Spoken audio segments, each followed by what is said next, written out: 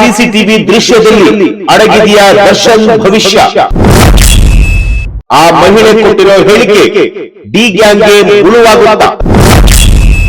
Pen drive ಸಾಕ್ಷ್ಯ ದರ್ಶನ್ ಪವಿತ್ರ ಗೌಡಗೆ ನಡುಕ ಶುರು. ನಮಸ್ಕಾರ ವೀಕ್ಷಕರೇ, ಸುಪ್ರೀಂ ಟಿವಿ ನ್ಯೂಸ್ಗೆ ಸ್ವಾಗತ. ನಾನು ಅಶ್ವಥ್. ದರ್ಶನ್ ಅವರ ಪ್ರಕರಣ ಇಡೀ ದೇಶವೇ ಎದುರು ನೋಡ್ತಿರುವಂತಹ ಒಂದು ಪ್ರಕರಣ. ಏನಾಗ್ಬೋದು ದರ್ಶನ್ ಅವರ ಒಂದು ಪ್ರಕರಣದಲ್ಲಿ? ರೇಣುಕಾಸ್ವಾಮಿ ಅವರ ಹತ್ಯೆ ಪ್ರಕರಣದಲ್ಲಿ ದರ್ಶನ್ ಅವರ ಪರಿಸ್ಥಿತಿ ಈಗ ಹೇಗಿದೆ ಅಂತೇಳಿ ಇಡೀ ರಾಜ್ಯ ಮಾತ್ರವಲ್ಲ, ಇಡೀ ದೇಶವೇ ನೋಡ್ತಿರುವಂತಹದ್ದು. ಈಗಾಗಲೇ ಸುಮಾರು ಒಂದು ವರ್ಷದ ಸುಮಾರು 2 ವರ್ಷದಿಂದಲೂ ಕೂಡ ದರ್ಶನ್ ಅವರು ಜೈಲಿನಲ್ಲಿ ಇರುವಂತಹದ್ದು. ಅಂದ್ರೆ ಮೊದಲ ಬಾರಿ 8-9 ತಿಂಗಳು ಅವರು ಜೈಲಲ್ಲಿದ್ದಂತಹ ಸಂದರ್ಭದಲ್ಲಿ ಅವರಿಗೆ ಹೈಕೋರ್ಟ್ ಬೇಲ್ ನೀಡಿತು. ಅದಾದ ನಂತರ ಬೇಲ್ನಿಂದ ಹೊರಗಡೆ ಬಂದು ಒಂದು 6 ತಿಂಗಳು ರಿಲೀಫ್ ಆಗಿದ್ರು. ಮತ್ತೆ ಅಗೈನ್ ಸುಪ್ರೀಂ ಕೋರ್ಟ್ ಅವರ ಬೇಲನ್ನ ಕ್ಯಾನ್ಸಲ್ ಮಾಡಿದ ತಕ್ಷಣ ಈಗ ಕಳೆದ 1 ವರ್ಷದಿಂದಲೂ ಕೂಡ ಅವರು ಪರಪ್ಪನ ಅಗ್ರಹಾರ ಜೈಲಿನಲ್ಲಿರುವಂತಹದ್ದು.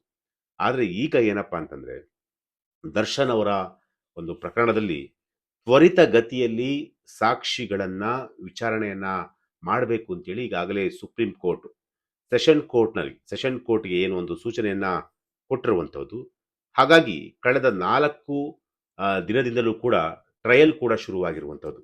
ಪ್ರತಿದಿನ ದರ್ಶನ್ ಅವರ ಒಂದು ಗ್ಯಾಂಗಿಗೆ ಒಂದು ಟೆನ್ಷನ್ ಶುರುವಾಗಿರುವಂಥದ್ದು. ಯಾಕೆಂತಂದ್ರೆ ಏನು ಸಾಕ್ಷಿಗಳು ಹೊರಗಡೆ ಬಂದ್ಬಿಡ್ತಾವಪ್ಪ. ಯಾಕೆಂತಂದ್ರೆ ಈಗ ಏನು ಸುಮಾರು 60 ಸಾಕ್ಷಿಗಳು, ಪ್ರಮುಖ ಸಾಕ್ಷಿಗಳನ್ನ ವಿಚಾರಣೆಯನ್ನ ಮಾಡಿ ಅಂತೇಳಿ ಸುಪ್ರೀಂ ಕೋರ್ಟ್ ಸೂಚನೆಯನ್ನ ಕೊಟ್ಟಿರುವಂಥದ್ದು. ಆ ಒಂದು ಸೂಚನೆ ಆಧಾರದ ಮೇಲೆ ಏನೆಲ್ಲ ಹೊರಗೆ ಅಂಶಗಳು ಬರ್ದ್ಬಿಡ್ತವೆ, ತುಂಬಾ ಇಂಪಾರ್ಟೆಂಟ್ ಅಂಶಗಳು ಏನೆಲ್ಲ ಬರ್ತವೆ ಅಂತೇಳಿ ದರ್ಶನ್ ಅವರಿಗೆ ಡವ ಶುರುವಾಗಿರುವಂಥದ್ದು. ಅಂದ್ರೆ ಈಗ ಒಂದು ಅಪ್ಡೇಟ್ ಏನಪ್ಪಾ ಅಂತಂದ್ರೆ, ಪೆನ್ ಡ್ರೈವ್ ಮತ್ತೆ ಆ ಮಹಿಳೆ ಕೊಟ್ಟಂತಹ ಹೇಳಿಕೆ, ಈ ಎರಡೂ ಸಾಕ್ಷಿಗಳು ಬಹಳ ಪ್ರಮುಖವಾಗಿರುವಂತಹದ್ದು. ಎಸ್, ಸಿಸಿಟಿವಿ ದೃಶ್ಯಗಳೇ ದರ್ಶನ್ ಅವರ ಪ್ರಕರಣದಲ್ಲಿ ಹಾಗೂ ರೇಣುಕಾಸ್ವಾಮಿ ಅವರ ಹತ್ಯೆ ಪ್ರಕರಣದಲ್ಲಿ ಪ್ರಮುಖ ಸಾಕ್ಷಿಯಾಗಿರುವಂತಹದ್ದು. ಚಿತ್ರದುರ್ಗದ ರೇಣುಕಾಸ್ವಾಮಿ ಅವರನ್ನ ಕಿಡ್ನಾಪ್ ಮಾಡಿ ನೆಕ್ಸ್ಟ್ ಪೊಟ್ಟಣಗೆರೆ ಶೆಡ್ ನಲ್ಲಿ ಕೂಡ ಹಾಕಿ ಮನ ಬಂದಂತೆ ಹಲ್ಲೆ ಮಾಡಿ ನೆಕ್ಸ್ಟ್ ಅವನನ್ನ ಹತ್ಯೆ ಮಾಡಿ ದರ್ಶನ್ ಈಗ ಜೈಲನ್ನ ಸೇರಿರುವಂಥದ್ದು ಎಲ್ಲರೂ ಕೂಡ ಗೊತ್ತಿರುವಂಥದ್ದೇ. ಆದ್ರೆ ದರ್ಶನ್ ಹಾಗೂ ಸಹಚರರ ಹೇಟಿಗೆ ರೇಣುಕಾಸ್ವಾಮಿ ಜೀವ ಬಿಟ್ಟ ಎನ್ನುವ ಆರೋಪವಿದ್ದು, ಈ ಕೇಸ್ಗೆ ಸಂಬಂಧಿಸಿದಂತೆ ಸಿಸಿಟಿವಿ ದೃಶ್ಯಾವಳಿಗಳೇ ಪ್ರಮುಖ ಸಾಕ್ಷಿಯಾಗಿರುವಂತಹದ್ದು. ಎಸ್, ಇದು ಬಹಳ ಇಂಪಾರ್ಟೆಂಟ್ ಆದಂತಹ ಒಂದು ಸಾಕ್ಷಿ. ಯಾಕೆಂತಂದ್ರೆ ಇಲ್ಲಿವರೆಗೂ ಕೂಡ ದರ್ಶನ್ ಅವರೇ ಕೊಲೆ ಮಾಡಿದ್ದಾರೆ ಅನ್ನೋದಕ್ಕೆ ಏನ್ ಸಾಕ್ಷಿ ಅಂತ ಪ್ರತಿಯೊಬ್ರು ಕೂಡ ಮಾತನಾಡ್ಕೊಳ್ತಾ ಇದ್ರು. ಕಾನೂನಿನ ರೀತಿಯಲ್ಲಿ ಅವ್ರಿಗೆ ಏನ್ ಶಿಕ್ಷೆ ಆಗಬೇಕು ಅದು ಹಾಗೆ ಆಗುತ್ತೆ. ತಪ್ಪಾಗಿದ್ರೆ, ಒಂದ್ ವೇಳೆ ತಪ್ಪಾಗಿಲ್ಲ ಅಂತಂದ್ರೆ ಅವ್ರು ಆಚೆ ಬಂದೇ ಬರ್ತಾರೆ ಅಂತೇಳಿ ಈ ರೀತಿಯಾಗಿ ಒಂದಷ್ಟು ಮಾತುಕತೆಗಳು ಈಗ ಸೋಷಿಯಲ್ ಮೀಡಿಯಾದಲ್ಲಿ ಪರ ವಿರೋಧ ಎರಡೂ ಕೂಡ ಚರ್ಚೆ ಆಗಿತ್ತು. ಆದ್ರೆ ಈಗ ಪ್ರಮುಖವಾಗಿ ಏನಪ್ಪಾ ಅಂತಂದ್ರೆ, ಆ ಸಿಸಿಟಿವಿ ದೃಶ್ಯವೇ ದರ್ಶನ್ ಅವರಿಗೆ ಈಗ ಪ್ರಮುಖ ಸಾಕ್ಷಿ ಆಗಿರುವಂತಹದ್ದು.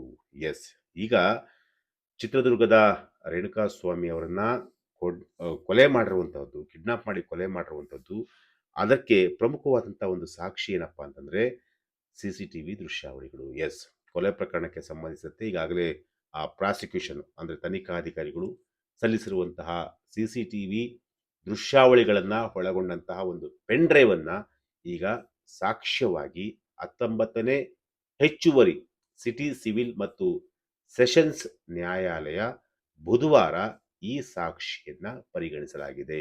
ಎಸ್, ರೇಣುಕಾಸ್ವಾಮಿ ಅವರ ಕೊಲೆ ಪ್ರಕರಣದಲ್ಲಿ ಇದು ಬಹಳ ಬಹಳ ಇಂಪಾರ್ಟೆಂಟ್ ಅಂತ ಒಂದು ಸಾಕ್ಷಿ. ಇಲ್ಲಿವರೆಗೂ ಕೂಡ ಅಂದ್ರೆ ಏನ್ ಸಾಕ್ಷಿ ಇದೆ, ಅವರೇ ಮಾಡಿದರೆ ಅದಕ್ಕೆ ಏನ್ ಸಾಕ್ಷಿ ಇದೆ, ಈ ತರಹದ ಒಂದಷ್ಟು ಚರ್ಚೆಗಳು ನಡೀತಾ ಇದೆ. ಈಗ ರೇಣುಕಾಸ್ವಾಮಿ ಅವರ ಕೊಲೆ ಪ್ರಕರಣವನ್ನ 59ನೇ ಹೆಚ್ಚುವರಿ ಸಿಟಿ ಸಿವಿಲ್ ಮತ್ತು ಸೆಷನ್ಸ್ ನ್ಯಾಯಾಲಯ ಬುಧವಾರ ಟ್ರಯಲ್ ಮುಂದುವರಿಸಿದ್ದು, ವಿಚಾರಣೆ ವೇಳೆ ವಿಶೇಷ ಸರ್ಕಾರಿ ಅಭಿಯೋಜಕರಾಗಿರುವಂತಹ ಪ್ರಸನ್ನ ಕುಮಾರ್ ಅವರು ಒಂದು ಪೆನ್ ಡ್ರೈವ್ ಅನ್ನ ಈಗ ನ್ಯಾಯಾಧೀಶರ ಮುಂದೆ ಇಟ್ಟಿರುವಂತಹದ್ದು. ಅಂದ್ರೆ ಕಂಪ್ಲೀಟ್ ಆಗಿ ಒಂದು ಮುಚ್ಚಿದ ಒಂದು ಲಕೋಟೆಯಲ್ಲಿ ಕಂಪ್ಲೀಟ್ ಆಗಿ ಆ ಒಂದು ಪೆನ್ ಡ್ರೈವ್ ಅನ್ನ ಇಟ್ಟಿರುವಂಥದ್ದು. ಅಂದ್ರೆ ಡಿಜಿಟಲ್ ಸಾಕ್ಷ್ಯ ಈಗ ಕೋರ್ಟ್ ನಲ್ಲಿ ಪ್ಲೇ ಆಗ್ಬೇಕಾಗಿರೋದು. ಪೆನ್ ಡ್ರೈವ್ ಹಾಗೂ ಏನು ಪೆನ್ ಡ್ರೈವಲ್ಲಿ ಏನೆಲ್ಲ ಅಂಶಗಳಿದೆ, ಏನೆಲ್ಲ ದೃಶ್ಯಾವಳಿಗಳು ಇದೆ ಅಂತಂತ ಹೇಳಿ ಅದನ್ನ ಈಗ ಒಂದು ಮುಚ್ಚಿದ ಲಕೋಟೆಯಲ್ಲಿ ಈಗ ನ್ಯಾಯಾಧೀಶರ ಮುಂದೆ ಇಟ್ಟಿರುವಂಥದ್ದು. ಅದನ್ನ ಹೊರ ತೆಗೆದಿರುವಂತಹ ನ್ಯಾಯಾಲಯ ಪೆನ್ ಡ್ರೈವ್ ಅನ್ನ ಈಗ ಪ್ಲೇ ಮಾಡಲು ಈಗ ಬಯಸ್ತಾ ಇರುವಂಥದ್ದು. ಅಂದ್ರೆ ವೀಕ್ಷಣೆ ಮಾಡಲು ಈಗ ಬಯಸ್ತಾ ಇರುವಂಥದ್ದು. ನ್ಯಾಯಾಧೀಶರು ಕೂಡ ಅದರಲ್ಲಿ ಏನಿದೆ ಅಂತಂತ ಹೇಳಿ ನೋಡ್ಲಿಕ್ಕೆ ಈಗ ಹೊರಟಿರುವಂಥದ್ದು. ಅಂದ್ರೆ ಇಲ್ಲಿ ಪ್ರಮುಖವಾಗಿ ಪೆನ್ ಡ್ರೈವ್ ಇದೆಯಲ್ಲ, ಆ ಪೆನ್ ಡ್ರೈವ್ ಅಲ್ಲಿ ಏನೆಲ್ಲ ದೃಶ್ಯಾವಳಿಗಳು ಇದೆ ಅನ್ನೋದು ಕೂಡ ಬಹಳ ಮುಖ್ಯವಾಗಿರುವಂಥದ್ದು. ಅದ್ರ ಜೊತೆಗೆ ಸುಮ್ಮನಹಳ್ಳಿಯಲ್ಲಿ ಒಬ್ಬ ಮಹಿಳೆ ಕೂಡ ಸಾಕ್ಷಿ ಆಗಿರುವಂಥದ್ದು. ಅಂದ್ರೆ ಪ್ರಮುಖ ಈ ಒಂದು ಆ ಈ ಒಂದು ಪ್ರಕರಣಕ್ಕೆ ಪ್ರಮುಖ ಸಾಕ್ಷಿಯಾಗಿರುವಂಥದ್ದು ಒಂದು ಸುಮ್ಮನಹಳ್ಳಿಯಲ್ಲಿರುವಂತಹ ಅಪಾರ್ಟ್ಮೆಂಟ್ ಒಂದರಲ್ಲಿ ಆ ಮಹಿಳೆ ಏನು ಆ ಈ ಒಂದು ಪ್ರಕರಣಕ್ಕೆ ಸಂಬಂಧಪಟ್ಟಂತೆ ದೃಢೀಕರಿಸಿದ ಒಂದು ಪ್ರಮಾಣ ಪತ್ರವನ್ನು ಕೂಡ ಈಗ ಕೋರ್ಟ್‌ಗೆ ಈಗ ಸಲ್ಲಿಕೆ ಮಾಡಿರುವಂಥದ್ದು. ಇಲ್ಲಿ ಆ ಮಹಿಳೆ ಯಾರು? ಜೊತೆಗೆ ಆ ಸಿಸಿಟಿವಿಯಲ್ಲಿ ಏನೆಲ್ಲ ದೃಶ್ಯಾವಳಿಗಳಿದೆ? ಇದು ಈಗ ಬಹಳ ಮುಖ್ಯ ಆಗಿರುವಂಥದ್ದು. ಈ ಎರಡೂ ಸಾಕ್ಷಿಗಳು ಈಗ ದರ್ಶನ್ ಅವರ ಪಾಲಿಗೆ ಬಹಳ ಮಹತ್ವವನ್ನ ಪಡೆದಿರುವಂತಹ ಸಾಕ್ಷಿಗಳು. ಅದರಲ್ಲೂ ಕೂಡ ಈ ಸಾಕ್ಷಿಗಳು ಏನಾದ್ರೂ ಒಂದು ವೇಳೆ ಏನಾದ್ರುವೆ ದರ್ಶನ್ ಅವರ ವಿರುದ್ಧವಾಗಿ ಇದ್ರೆ ಖಂಡಿತವಾಗ್ಲೂ ದರ್ಶನ್ ಅವರನ್ನ ಕಾಪಾಡಲಿಕ್ಕೆ ಯಾರಿಂದಲೂ ಕೂಡ ಸಾಧ್ಯ ಇಲ್ಲ. ಯಾಕೆಂತಂದ್ರೆ ಈಗಾಗಲೇ ಸ್ಟ್ರಾಂಗ್ ಆಗಿ ಎವಿಡೆನ್ಸ್ಗಳನ್ನ ಕಲೆಕ್ಟ್ ಮಾಡಿದ್ದಾರೆ. ಏನು ಎಸಿಪಿ ಚಂದನ್ ಕುಮಾರ್ ಅವರು ಈ ಒಂದು ಅಂದ್ರೆ ಮಾಗಡಿ ಮಾಗಡಿ ಪೊಲೀಸ್ ಠಾಣಾ ವ್ಯಾಪ್ತಿಗೆ ಬರುವಂತಹ ಮಾಗಡಿ ರೋಡ್, ಅಂದ್ರೆ ಬೆಂಗಳೂರಿನ ಮಾಗಡಿ ರೋಡ್, ಮಾಗಡಿ ಅಲ್ಲ ಮಾಗಡಿ ರೋಡ್, ಆ ಪೊಲೀಸ್ ಠಾಣಾ ವ್ಯಾಪ್ತಿಗೆ ಬರುವಂತಹ ಒಂದು ಸಬ್ ಡಿವಿಷನ್ಗೆ ಬರುವಂತಹ ಎಸಿಪಿ ಚಂದನ್ ಕುಮಾರ್ ಅವರು. ಎಸಿಪಿ ಚಂದನ್ ಕುಮಾರ್ ಅವ್ರ ಬಗ್ಗೆ ನಾನೀಗ ಹೇಳಲೇಬೇಕಾಗುತ್ತೆ. ಯಾಕಂತಂದ್ರೆ ಅವರು ಈ ಪ್ರಕರಣವನ್ನ ತೆಗೆದುಕೊಂಡಂತಹ ಒಂದು ತೀವ್ರತೆ ಅಥವಾ ಗಂಭೀರತೆ ಇದೆಯಲ್ಲ, ಯಾವ ಪ್ರಕರಣದಲ್ಲೂ ಕೂಡ ಅಷ್ಟು ಅವರು ಇಷ್ಟು ಎವಿಡೆನ್ಸ್ಗಳನ್ನ ಕಲೆಕ್ಟ್ ಮಾಡಲ್ಲ. ಹತ್ತತ್ರ ಸುಮಾರು 4,000 5,000 ಚಾರ್ಜ್ ಶೀಟ್ ಅನ್ನ ಅವ್ರು ಸಲ್ಲಿಕೆ ಮಾಡಿರುವಂಥದ್ದು. ಒಂದು ವೇಳೆ ಈ ಚಾರ್ಜ್ ಶೀಟ್ ಅಲ್ಲಿ ಏನೆಲ್ಲ ಅಂಶಗಳೆಲ್ಲ ಇದೆಯಲ್ಲ ಅದು ಪಾಸಿಟಿವ್ ಆಗುತ್ತೆ, ಸಮ್ ಟೈಮ್ ನೆಗೆಟಿವ್ ಕೂಡ ಆಗುತ್ತೆ. ಅಂದ್ರೆ ಆರೋಪಿಗಳ ಪರವಾಗಿಯೂ ಕೂಡ ಸಹಾಯ ಮಾಡದಂತೆ ಆಗುತ್ತೆ, ಅಂದ್ರೆ ಆರೋಪಿಗಳನ್ನ ಲಾಕ್ ಮಾಡ್ಲಿಕ್ಕೂ ಕೂಡ ಅದು ಸಹಾಯ ಮಾಡದಂತೆ ಆಗುತ್ತೆ. ಸೊ ಈಗ ಎಸಿಪಿ ಚಂದನ್ ಕುಮಾರ್ ಅವರು ಪ್ರಮುಖವಾದಂತಹ ಸಾಕ್ಷಿಗಳನ್ನ ಕಲೆ ಹಾಕುವಂತಹ ಒಂದು ಕೆಲಸವನ್ನ ಮಾಡಿದ್ದಾರೆ. ಸೊ ಆ ಎಲ್ಲಾ ಸಾಕ್ಷಿಗಳನ್ನ ಈಗ ಕೋರ್ಟ್ ಮುಂದೆ ಎಸ್ಪಿಪಿ ಪ್ರಸನ್ನ ಕುಮಾರ್ ಅವರು ಈಗ ಸಾಕ್ಷಿಗಳನ್ನ ಇಟ್ಟಿರುವಂಥದ್ದು. ಸೊ ಈ ಎರಡೂ ಸಾಕ್ಷಿಗಳು ಬಹಳ ಮೇಜರ್ ಆಗಿರುವಂತಹ ಸಾಕ್ಷಿಗಳು. ಸೊ ಸಿಸಿಟಿವಿ ದೃಶ್ಯಾವಳಿಗಳಲ್ಲಿ ಏನಿದೆ ಅನ್ನೋದು ಕೂಡ ಮುಂದಿನ ದಿನಗಳಲ್ಲಿ ನಾನು ನಿಮಗೆ ಅಪ್ಡೇಟ್ ಮಾಡ್ತೀನಿ. ಸೊ ಅಲ್ಲಿವರೆಗೂ ಸುಪ್ರೀಂ ಟಿವಿ ಕರ್ನಾಟಕವನ್ನು ನೋಡ್ತಾ ಇರಿ.